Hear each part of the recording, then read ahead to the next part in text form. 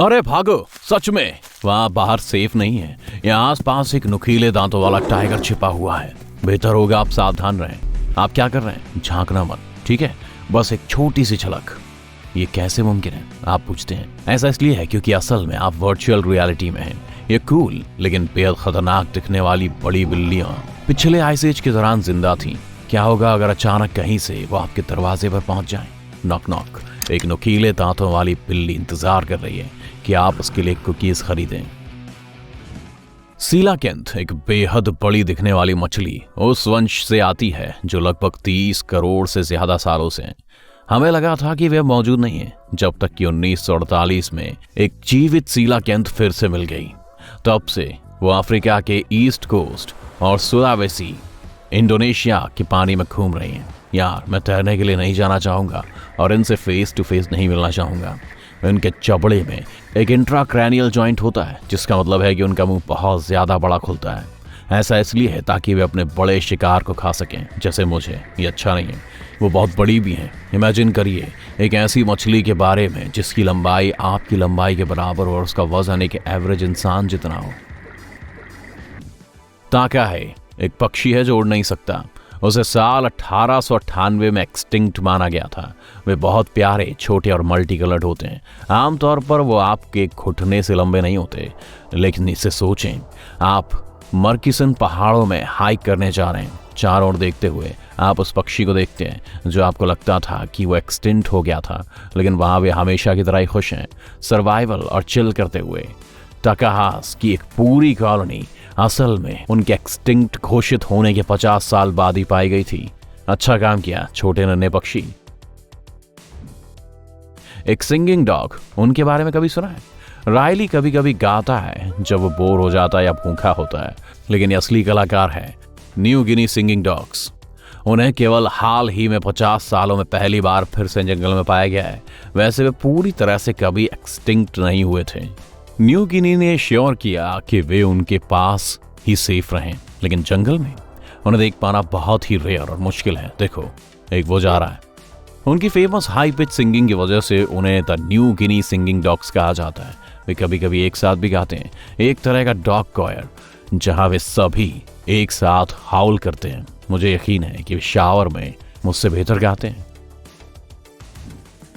इस एरिया से ज्यादा दूर नहीं जाते हैं। हमारे पास चमगादड़ हैं, लेकिन ये एक तरह से अलग हैं। आप देखिए, उनके कान बहुत बड़े हैं। मुझे लगता है इसीलिए उन्हें New Guinea big eared bats कहा जाता है। क्लेवर, ये स्पीशीज फिर से पाई गई जब उनमें से एक गलती से एक बैट ट्रैप में फंस गया। तब तक मुझे लगता है कि वे हमारे साथ लुके छिपी खेल रहे थे, क्योंकि 1890 तक उन्हें एक्सटिंक्ट माना जाता था। उनकी रहने की जगह को खत्म हो जाने के कारण वो अभी भी डेंजर जोन से बाहर नहीं है। इमेजिन करिए कि आप एक ऐसी स्पीशीज की फॉसिल की खोज करते हैं जिसके बारे में आपने सोचा था कि वो लंबे समय से एक्सटिंक्ट है, फिर भी 2 साल बाद उस स्पीशीज का एक पूरा ग्रुप जिंदा पाया जाता है। ठीक ऐसा ही 1977 में मयोरकन मिड वाइफ टोड के साथ हुआ था। ये ब्राउनिश कलर का होता है और इसकी स्किन पर डार्क ब्राउन से धब्बे होते हैं। इसके अलावा ये गूगली आंखों वाला एक छोटा सा टोड है। मयोरका आइलैंड पर जहां फॉसिल मिला था उसी के पास ये लाइव टोड्स मिले थे।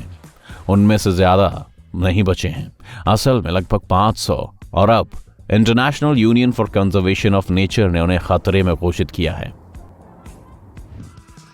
क्या आप कछुओं के फैन हैं? आप हो जाएंगे जब आप इस ह्यूज ब्यूटी को देखेंगे। इसे फर्नांडिना आइलैंड गैलापागोस टॉर्टोइस कहा जाता है। इसे 1906 के बाद से नहीं देखा गया था, लेकिन 17 फरवरी 2019 को हम आखिरकार इन खूबसूरत जीवों में से एक को देख पाए। ये शायद अभी अपने कुछ साथियों के साथ होगा, लेकिन वे भी खुद को देखने की इजाजत नहीं देते हैं। हम केवल ये इसलिए जानते हैं कि वे मौजूद हैं क्योंकि वहां उनके कुछ निशान और गंध है।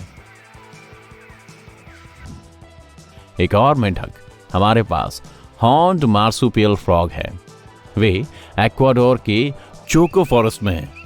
उनकी आंखों के ठीक ऊपर उनके अलग हॉर्न के कारण उन्हें इस नाम से बुलाया जाता है।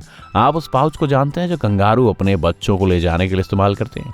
फीमेल हॉर्न्ड मार्सुपियल फ्रॉग के पास भी वो होता है, सिवाय इसके कि वो उनकी पीठ पर होता है, इसीलिए ये एक बैकपैक की तरह काम करता है। वे वहाँ अपने एम्ब्रियोज डेवलप करते हैं और जब वे बाहर आने के लिए तैयार होते हैं तो वे पूरे इन्फेंट्स के रूप में पैदा होते हैं, आम मेंढकों की तरह नहीं जहाँ वे टेडपोल के रूप में होते हैं। एक और टोड, स्टेरी नाइट टोड या हार्लेक्विन टोड, वे काले होते हैं और उन पर बहुत सारे व्हाइट स्पॉट्स होते हैं।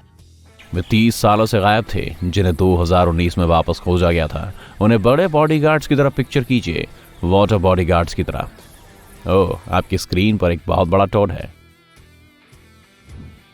खैर, अरहुआको लोगों के लिए ये वही है, पानी के गार्जियंस। उनके पास उनके लिए एक नाम भी है, गोना। ये एक चीज की तरह लगता है। जब वैज्ञानिकों ने उन्हें फिर से पाया तो उन्हें ऐसे 30 छोटे जीव मिले, लेकिन शुरुआत में वे केवल एक की ही उम्मीद कर रहे थे। कितना अच्छा सरप्राइज है।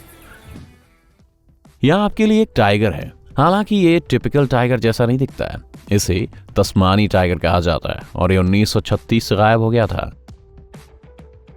लेकिन फिर न जाने कहां से लोगों ने उन्हें जंगल में देखना शुरू कर दिया। सिर्फ 5 साल पहले 2016 में वे टाइगर्स के बजाय कुत्तों से या शायद एक लोमड़ी से ज्यादा मिलते जुलते हैं। बस इसके मुंह को ठीक से देखें, शायद दोनों का मिक्स। फिर कुछ और भी दिखने लगे। और अगर आपको लगता है कि आप एक को अपने सामने देख रहे हैं लेकिन आप श्योर नहीं हैं, तो चेक करें कि क्या उनकी पीठ पर स्ट्राइप्स हैं।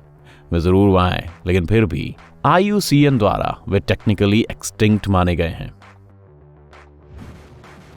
ठीक है, एक घोड़े को सोचिए जो ऐसा लगता है जैसे सीधे एक मूवी सीन से निकला हो। छोटा, शानदार फर, बहुत ही वेल बिहेव्ड।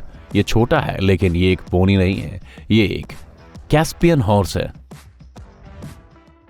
उनकी एक दिलचस्प बैक स्टोरी है। उन्हें लुई लेलिन ने खोजा था, जिन्होंने 1957 में एक एरिस्टोक्रेट से शादी की थी।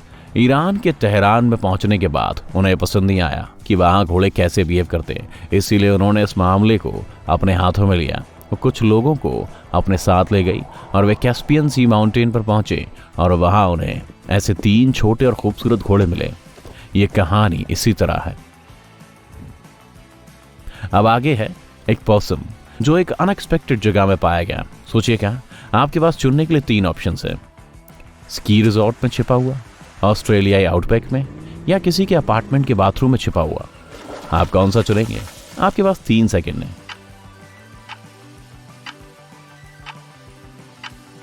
सही जवाब है एक स्की रिजॉर्ट। हाँ, इस पोसम को द माउंटेन पिग्मी पोसम कहा जाता है और ये ऑस्ट्रेलिया से है। अब तक इस छोटे से पोसम की 3 अलग अलग लिविंग पॉपुलेशन मिली हैं, लेकिन इसे 1966 तक एक्सटिंक्ट माना जा रहा था। वे 100 से भी कम हैं, इसलिए IUCN ने उन्हें क्रिटिकली एंडेंजर्ड मार्क किया है। इसके अलावा ऑस्ट्रेलिया से ही है नाइट पैरट।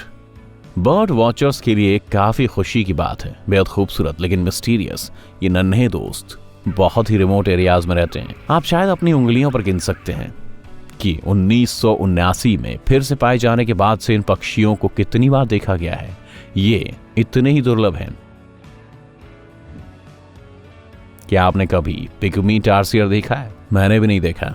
इनमें से 3 को बस 2008 में ही पकड़ा गया था। वैज्ञानिक फिर से उनके मूवमेंट्स की ट्रैक को नहीं खोना चाहते थे, इसलिए उन्होंने उन्हें छोटे छोटे कॉलर गिफ्ट किए। इस तरह वे हमेशा की तरह अपनी लाइफ को खुशी से जी सकते हैं और हमें पता रहेगा कि वे सेफ हैं। आखिरी वाला जिसके बारे में मैं आपको बताना चाहता हूं वो ट्री लॉबस्टर है, लेकिन जैसा कि इसके नाम से आपको लगेगा वे असल में लॉबस्टर नहीं है। वे बड़े पैरों वाले बड़े काले कीड़े हैं। उनके एक्सटिंक्शन की कहानी दुखद है। 1920 में लॉर्ड होवे आइलैंड पर एक कार्गो शिप फंस गया और उसमें चूहे थे। ये चूहे जहाज से भाग गए और सीधे जमीन पर आ गए। भले ट्री लॉबस्टर ज्यादातर कीड़ों से बड़े होते हैं, फिर भी वे चूहों से काफी छोटे होते हैं। उन बेचारों के पास बचने का मौका ही नहीं था। फिर भी 2004 में इन जीवों के लिए जिंदगी फिर से लौटी। ऑस्ट्रेलियाई वैज्ञानिकों का एक जोड़ा आइलैंड पर इधर उधर घूम रहा था और उन्हें ऐसे 24 बक्स मिले। वे सभी एक ही झाड़ी के नीचे रह रहे थे। हे, अगर सभी के लिए काफी जगह है तो ये छोटी नहीं है, ये कोजी है। बॉटम लाइन, एक्सटिंक्ट होने से बेहतर है डिक्सटिंक्ट होना। क्या आप एग्री नहीं करते?